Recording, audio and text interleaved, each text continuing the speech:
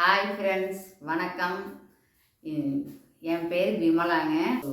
நான் வந்து ஒரு ஃப்ளேவர்ஸ் அண்ட் ஃப்ளேவர்ஸ்ன்னு சொல்லி ஒரு சேனல் ஆரம்பிச்சிருக்கிறேனுங்க. நான் டெய்லி ரொட்டீன், நான் டெய்லி சமையல் வீடியோ, க்ளீனிங் வீடியோ, இந்த மாதிரி கார்டன் க்ளீன் பண்ணுறது, கார்டன் மருந்து செடிகளுக்கெல்லாம் மருந்து வைக்கிறது, அந்த மாதிரி வீடியோ தான் இருக்க போகுதுங்க. என்னோடய வீடியோஸ் எல்லாம் பாருங்கள். பிடிச்சிருந்தா சப்ஸ்கிரைப் பண்ணுங்கள். வாங்க, இன்றைக்கி வந்து மண்பானை சிக்கன் பிரியாணி எப்படி செய்யலான்னு பார்க்கலாம். வாங்க வீடியோக்குள்ளே போகலாம். மண்பானையில் பிரியாணி செஞ்சு பாருங்கள், ரொம்ப சூப்பராக இருக்கும். இன்றைக்கி நான் வந்து மண்பானையை வச்சு பிரியாணி பண்ணியிருக்கிறேன். சீரக சம்பா அரிசி வந்து 2 கப்பு எடுத்துருக்கிறேன். 1/2 கிலோ சிக்கன் எடுத்துருக்கிறேன். அதுக்கு வந்து வெங்காயம், தக்காளி எல்லாமே வந்து நான் கட் பண்ணி வச்சுருக்கிறேன். நம்ம வந்து இப்போ பார்த்துடலாங்க. நெய் வந்து ஒரு 50 கிராம் நெய் விட்டுக்கிட்டேன். ஃப்ரிட்ஜில் போட்டு நம்ம அந்த பட்டை, கிராம்பு, ஏலக்காய் அதெல்லாம் போட்டுட்டேன். அதெல்லாம் போட்டுட்டு பெரிய வெங்காயம் போட்டு 2 பச்சை மிளகா போட்டு பெரிய வெங்காயம் போட்டு நல்லா பெரிய வெங்காயம் வந்து நல்லா முருகலாக வரணும். நல்லா முருகலாக வர விட்டு நம்ம இஞ்சி பூண்டு பேஸ்ட்டு 2 ஸ்பூன் போட்டுக்கிறேன். போட்டு அதையும் நல்லா கலந்து விட்டுக்கலாம். எல்லாமே வந்து நல்லா வாசம் வர நல்லா வணங்கணும். மெயினாக பிரியாணிக்கு வந்து நல்லா வணங்கணும். அப்போ தான் அந்த பிரியாணி ஃப்ளேவர் வந்து ரொம்ப நல்லா இருக்குங்க.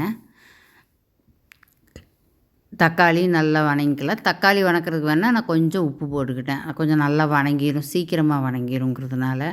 கொத்தமல்லி தழை, புதினா தலையும் போட்டு அதையும் நல்லா வணக்கி விட்டுட்டு நான் வந்து கொஞ்சம் கரம் மசால், பிரியாணி மசால், மிளகாத்தூள், வெறும் மிளகாத்தூள் எடுத்து வச்சுருந்தேன். அதையும் போட்டு அதையும் கொஞ்சம் வணக்கி விட்டுக்கலாம். தயிர் ஒரு 1/2 கப்பு தயிர் எடுத்து வச்சுருந்தேன். தயிரையும் விட்டு நல்லா வணக்கி விட்டுக்கலாம்.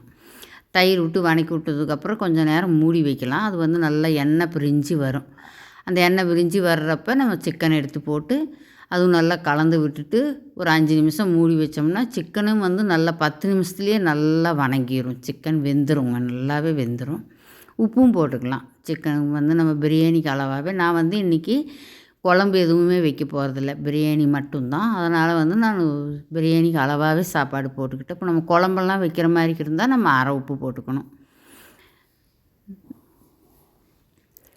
வந்து நல்லா கலந்து விட்டுக்கலாங்க. பிரியாணி வந்து சிக்கன் வந்து நல்லா வெந்துருச்சு, நல்லாவே வெந்துருச்சு. இப்போ ஒரு 10 நிமிஷம் கழித்து பார்த்தேன், நல்லா வெந்துருச்சு. இப்போ நம்ம வந்து நான் 2 அந்த உலக்கில் தான் 2 உலக்கு அரிசி போட்டேன். 4 உலக்கு தண்ணி ஊற்றியிருக்கிறேன்.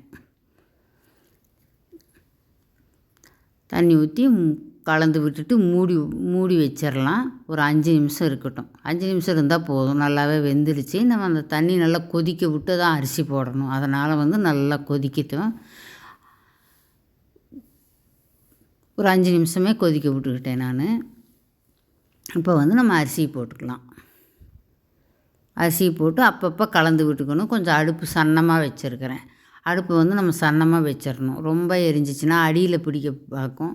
நம்ம வந்து கொஞ்சம் சன்னமாக அடுப்பை வச்சுட்டு சிம்முலேயும் வைக்கக்கூடாது. ரொம்ப ஒரு மினிமமாக வச்சுக்கலாம். வச்சு அப்பப்போ நம்ம கலந்து விட்டோம்னா ஒரு 2-3 டைம் வந்து சரியாயிருங்க. இது வந்து பானைங்கிறதுனால அடியில் வந்து உங்களுக்கு அந்த தம் போட முடியாது. நம்ம ஸ்டவ்வில் வந்து தம் போடுறதுக்கு நம்ம ஏதோ ஒன்று தோசைக்கல் அந்த மாதிரி வச்சு தான் நம்ம தம் போட முடியும். அந்த தோசைக்கல்லாம் வைக்க முடியாது அந்த பானையில். அதனால் வந்து நான் சும்மாவே அப்படியே சிம்மில் வச்சு ரெடி பண்ணிட்டேன். அதுவும் நல்லா தான் வந்துருந்துச்சுங்க. இப்போதுங்க இந்த அளவுக்கு இருந்தாலே நம்ம மூடி வச்சிட்டோம்னாலே சிம்மில் வச்சு 2 நிமிஷம் கழித்து ஆஃப் பண்ணிட்டால் போதும். அந்த சட்டி சூடே ரொம்ப நேரம் இருக்கும். அந்த சோறு அப்படியே புழுங்கிருங்க அந்த சாப்பாடு. அதனால் அப்படியே வச்சு மூடி வச்சுட்டேன். வச்சு வெயிலாக இருக்குதுங்களா, நல்லா வேலை பார்த்ததுக்கு ஒரே மாதிரி இருந்தது. அதனால் வந்து தர்பூசணி இருந்தது, கொஞ்சம் எடுத்து சாப்பிட்டுட்டு பாத்திரமெல்லாம் விளக்கி கழுவி வச்சுட்டா வேலை முடிஞ்சதுங்க. அதை விளக்கிட்டுருக்கிறேன். இதெல்லாம் விளக்கி அடுப்பெல்லாம் துடைச்சி சுத்தம் பண்ணிவிட்டு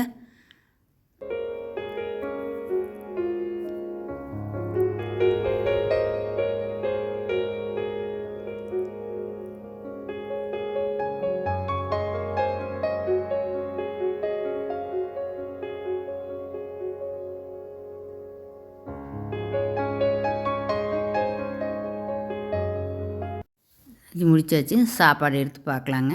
அப்படியே நல்லா அப்படியே சட்டி சூட்லேயே வந்து இந்த மாதிரி நல்லா பொழு பொழுன்னு வந்துடும். நல்லா பொழு பொழுன்னு வந்திருக்குங்க. அந்த பானை வாசமாக ரொம்ப சூப்பராக இருக்கும். ரைத்தா வச்சு முட்டை வச்சு சாப்பிட்டாச்சுங்க. பிரியாணி சாப்பிட்டு முடித்தாச்சு. அப்புறம் வெளியில் இந்த செடிகளுக்கெல்லாம் வந்து நல்லா தண்ணி விட்டுறலாம். வெயிலில் வந்து 2 நேரம் தண்ணி விட வேண்டியதாக இருக்குதுங்க. கொஞ்சம் கொஞ்சம் தான் ஊற்றுறோம். உள்ளே வச்சுருக்கிறதுனால நாங்கள் வந்து 2 நேரமும் தண்ணி ஊற்றிடுறது. அது போய் எல்லாம் செடிகளுக்கெல்லாம் ஈவினிங் ஒரு 5 மணி அப்படி எல்லாம் தண்ணியெல்லாம் ஊற்றி முடிச்சுட்டு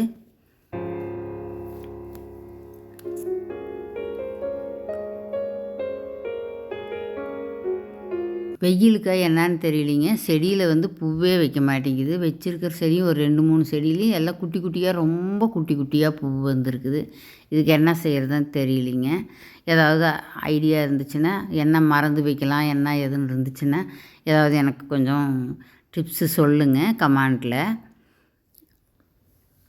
ரோஸு செடியெல்லாம் எனக்கு ரொம்ப குட்டி குட்டியாக போயிடுச்சு. நல்லா பூ வந்துக்கிட்டு இருந்தது. இப்போல்லாம் எல்லாமே குட்டி குட்டியாக போயிடுச்சு. மல்லிகைப்பூ செடியில் முல்லைப்பூவில் பூவே வரமாட்டேங்குதுங்க. வெயில் காலத்தில் இந்நேரம் பூ வந்திருக்கும் ஆக்சுவலாக. அது என்னமோ இந்த தரம் வரல இந்த வருஷம் இன்னமுமே. இந்த செடிகளுக்கு எல்லாத்துக்குமே தண்ணி ஊற்றி விட்டாச்சு. நான் ட்ரெஸ்ஸு துவைச்சி போட்டிருந்தேங்க. எல்லாம் அதெல்லாம் எடுத்து மடித்து வச்சா இன்றைக்கி வேலை முடிஞ்சதுங்க.